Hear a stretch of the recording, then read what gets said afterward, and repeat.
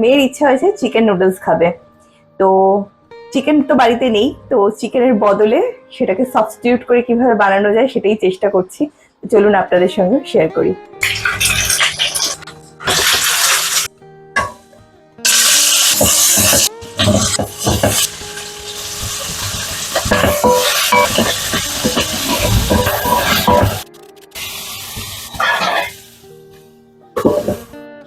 ব্যাস, আমি আর কিন্তু বেশি ভাজবো না, তাহলে সবজির স্বাদ নষ্ট হয়ে যাবে আর ভালো লাগবে না খেতে।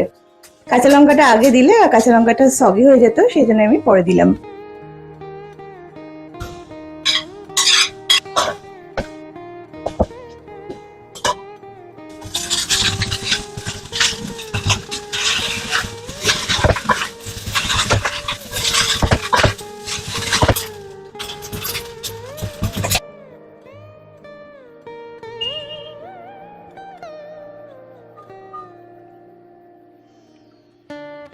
বাবা মায়ের জন্য একটু একটু তুলে নিলাম।